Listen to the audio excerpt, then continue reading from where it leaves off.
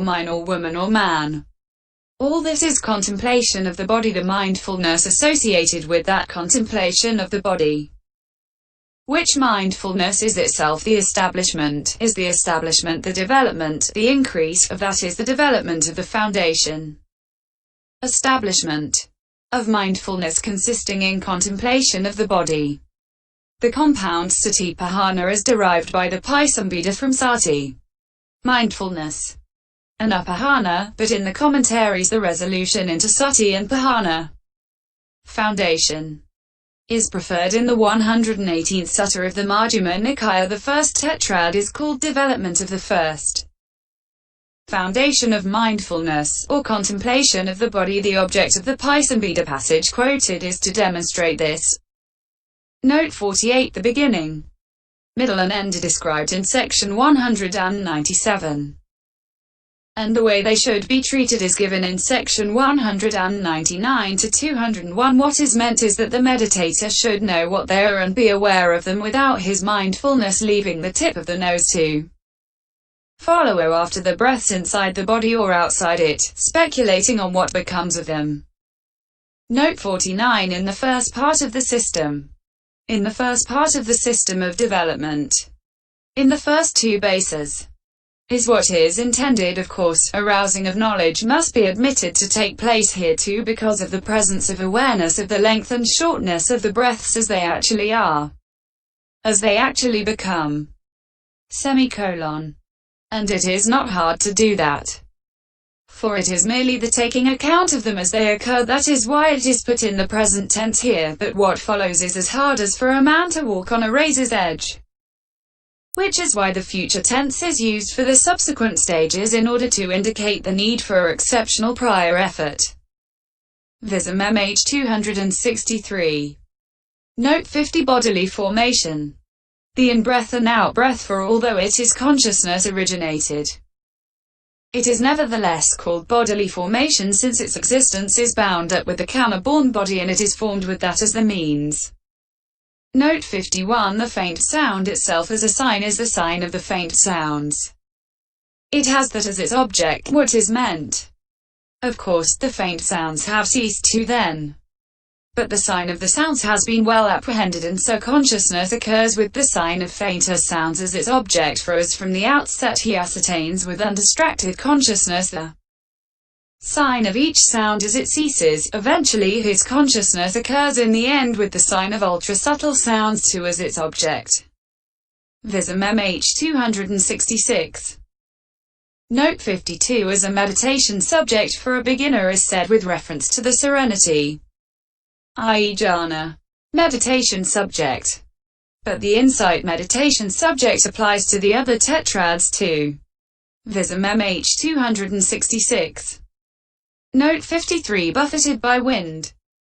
If he gives much attention to the wind that has gone inside, that place seems to him as if it were buffeted by the wind, as if filled with fat. Vism-mhþ 268. No further explanation is given. Note 54. Following anugamana is occurring along with anupavatana, going after anugakana, by means of mindfulness through making the breaths the object as they occur. Hence he said, and that is not by following after the beginning, middle and end. The navel is the beginning because of their first arising, therefore the notion of a beginning is here in the sense of first arising, not in the sense of just arising once only, for they actually go on arising throughout the whole length from the navel to the nose tip. And wherever they arise, there in that same place they dissolve, because there is no going movement of dharmas. The ordinary term motion refers to successive arisings in adjacent locations. Desantarapati. According to conditions, the heart is the middle. Near the heart, just above it, is the middle. The nose tip is the end. The place where the nostrils are is the end.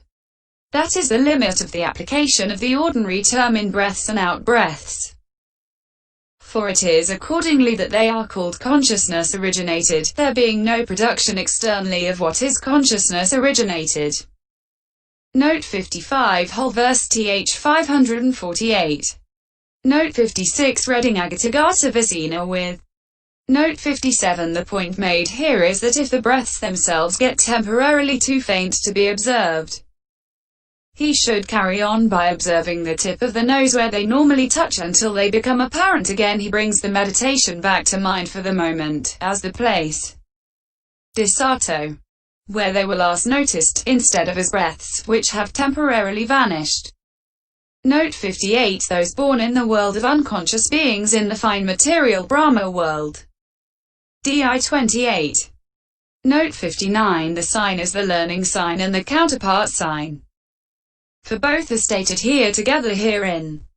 The three similes beginning with cotton are properly the learning sign, the rest are both some are certain teachers. The similes beginning with a cluster of gems are properly the counterpart sign. Vism-mhþ 273. Note 60 Because of difference in perception. Because of the difference in the manner of perceiving that occurred before the arising of the sign. Note 61 Verb avari can mean to do away with or to explain. Either is applicable here according to Vism-mhþ 274. Note 62 For the wheel-turning monarch. Note 63 With the object. Under the heading of the object, the happiness included in the jhana that has that object is experienced because of the experiencing of the object. What is meant? Just as when a man who is looking for a snake discovers, experiences its abode, the snake is, as it were, already discovered, experienced, and caught, owing to the ease with which he will then be able to catch it with charms and spells. So too, when the object, which is the abode of the happiness, is experienced, discovered, then the happiness itself is experienced, discovered, too, owing to the ease with which it will be apprehended in its specific and general characteristics by his penetration of its characteristics. By penetration of the specific and general characteristics of happiness, for when the specific and general characteristics of anything are experienced, then that thing is experienced according to reality. Note 64 Momentary unification of the mind. Concentration lasting only for a moment, for that too, when it occurs uninterruptedly on its object in a single mode and is not overcome by opposition, fixes the mind immovably, as if in absorption. Note 65 Delivering, secluding, separating, by means of deliverance consisting in suppression. Abandoning the hindrances, is the meaning at the actual time of insight. At the time of contemplation of dissolution, for dissolution is the furthest extreme of impermanence, so the meditator who is contemplating dissolution by its means sees under the heading of consciousness the whole field of formations as impermanent, not as permanent. And because of the suffering inherent in what is impermanent, and because of the absence of self in what is painful, he sees that same whole field of formations as painful, not as pleasant, and as not self. Not as self, but since what is impermanent, painful, and not self is not something to delight in, and what is not something to delight in is not something to be greedy for. Consequently, he becomes dispassionate towards that whole field of formations when it is seen in the light of dissolution as impermanent, painful, not self. He does not delight in it, and his greed for it fades away, does not die him now. As he thus becomes dispassionate and his greed fades away, it is firstly by means of mundane knowledge only that he causes greed to cease and does not arouse it. The meaning is that he does not bring about its arising, or alternatively, his greed having thus faded away, he causes by means of his own knowledge the cessation of the unseen field of formations just as that of the seen. He does not arouse it. The meaning is that he brings about only its cessation, he does not bring about its arising. Having entered on this way, he relinquishes, he does not grasp what is meant. It is that this contemplation of impermanence, etc., is called relinquishment, as giving up, and relinquishment as entering into, because it gives up defilements along with aggregate producing karma formations, and because, by seeing the flaws in what is formed and by inclining towards the opposite of what is formed, namely nibbana, it enters into that nibbana. Consequently, the meditator who has that contemplation gives up defilements and enters into nibbana in the way stated herein. The contemplation of what is impermanent as only impermanent is contemplation of impermanence.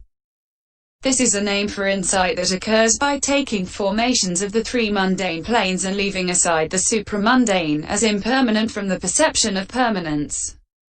From the wrong perception that occurs perceiving formed things as permanent, eternal.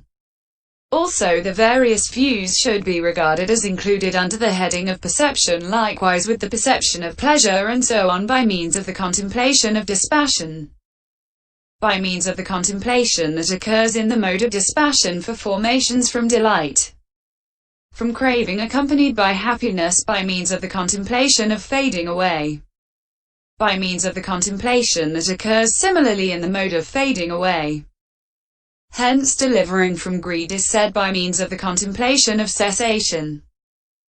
By means of the successive seeing of formation cessation or contemplating cessation is contemplation such that formations cease only and do not arise with future renewal, for this is knowledge of desire for deliverance grown strong. Hence he said, delivering from arousing contemplation that occurs in the mode of relinquishing is contemplation of relinquishment from grasping, from taking as permanent, etc. Or the meaning can also here be regarded as from grasping rebirth linking. Note 66. What is called permanent is what is lasting, eternal. Like nibbana, what is called impermanent is what is not permanent, and is possessed of rise and fall. He said the five aggregates are the impermanent, signifying that they are formed dharmas as to meaning why. Because their essence is rise and fall and change. The meaning is that their individual essences have rise and fall and change herein. Formed dharmas arising owing to cause and condition, their coming to be after non-existence, their acquisition of an individual self. Atalava is rise, their momentary cessation when arisen is fall.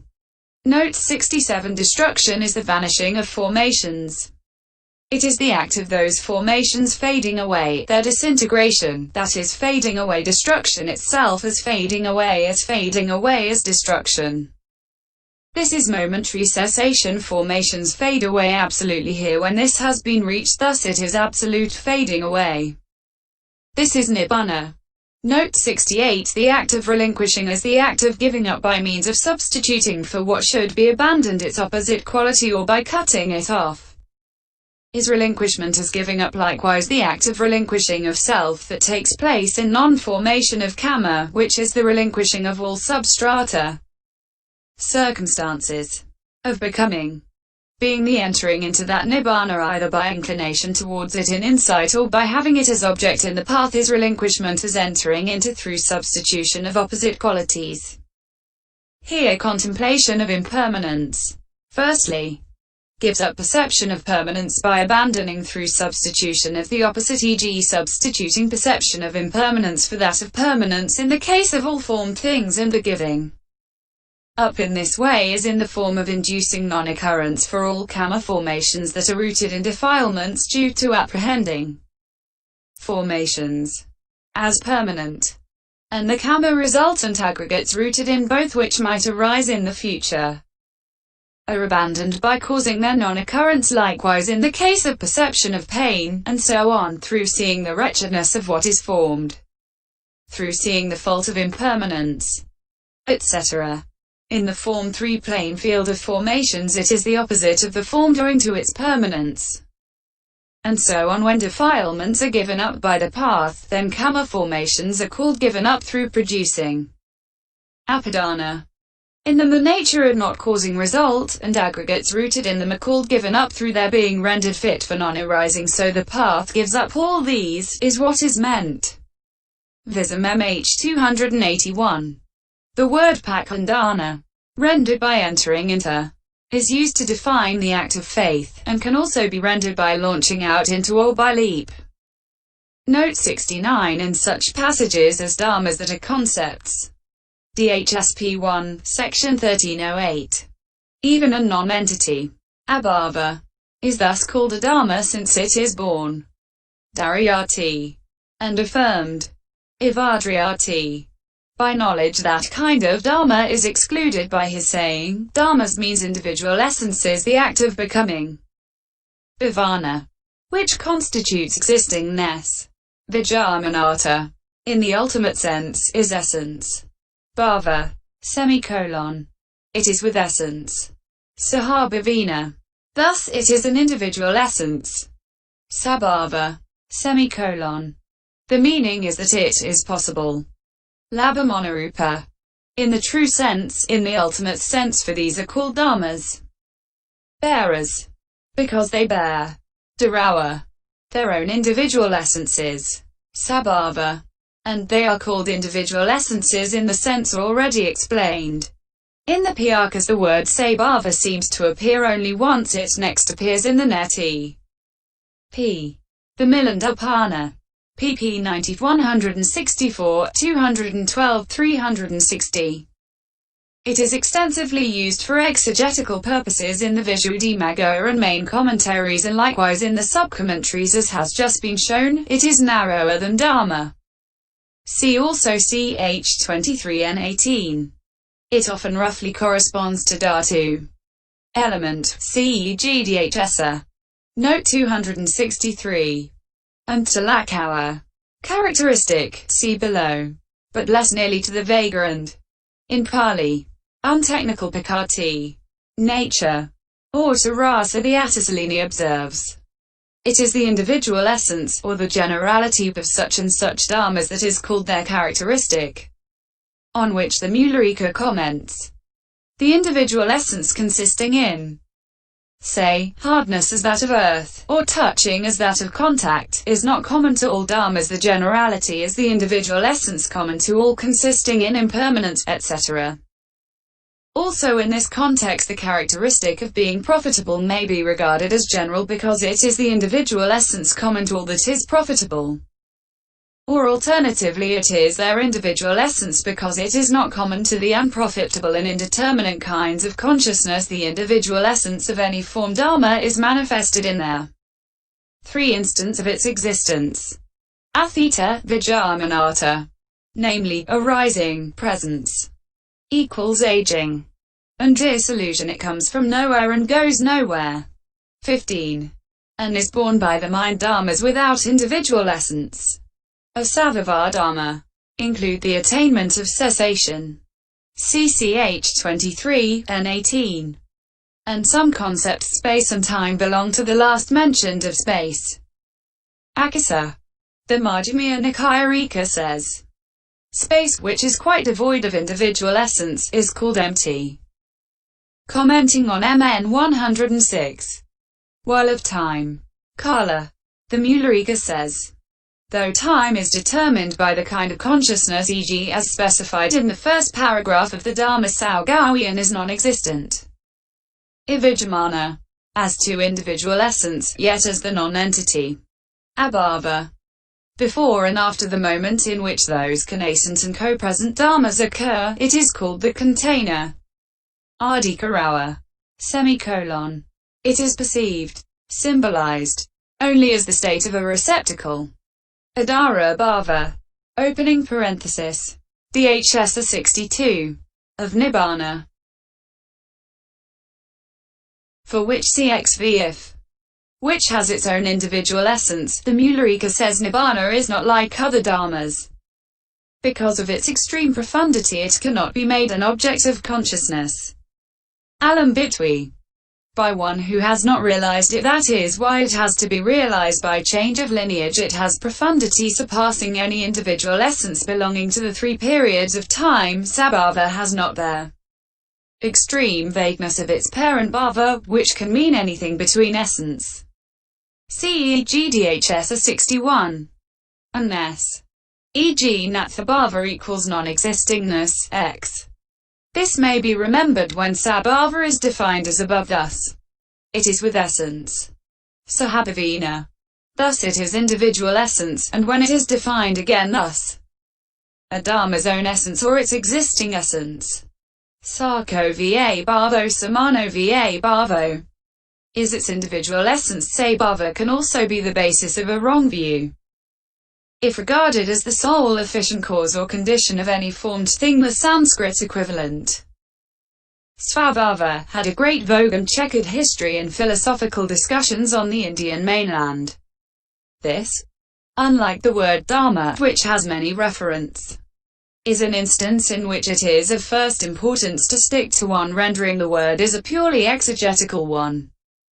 Consequently, vagueness is undesirable. Individual essence has been chosen principally on etymological grounds, and the word essence, an admittedly slippery customer, must be understood from the contexts in which it is used and not prejudged strictly. It refers here to the triple moment of arising, etc., of formed dharmas that can have such existence in their own right and be experienced as such.